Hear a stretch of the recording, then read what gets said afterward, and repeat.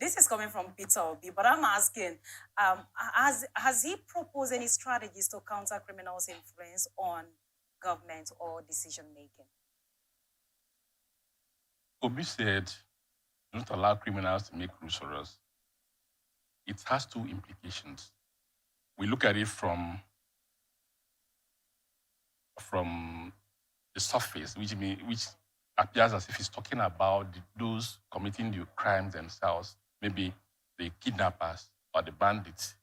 But it goes beyond that to also implicate those making laws for us proper, the lawmakers.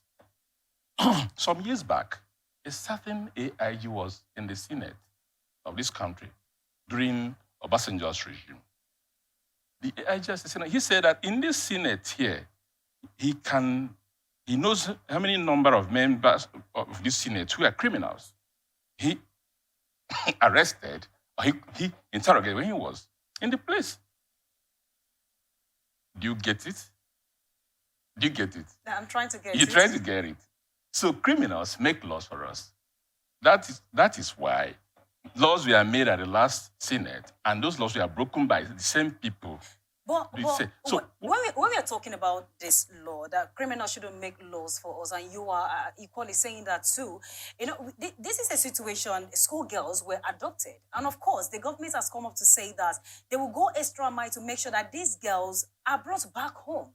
And Obi is coming up to say, don't let criminals make decision for you. I'm trying to understand, what is a thin line there, that the girls were not really adopted, or is it a politics? There are two planks. One is the real lawmakers, and the second plank, the criminals themselves. It means the criminals are not dictating. Don't let criminals dictate how you run society, how governments are run. We see a situation where we heard the other day that you heard the governor of the state complaining that some team of the federal government are already negotiating with some bandits without his knowledge in Zamfara. It's in the news. It's not, and I'm not giving it's in the news that the governor of the state is complaining that agents of the federal government are already discussing with bandits in his state without his own input, without his own knowledge. You get it? Now, he's trying to say that the government should take the lead. Government should dictate, not the criminals dictating. And when you have a government that is being led by the person he should be leading, then there's a problem, there's a challenge. That's the point he's making there.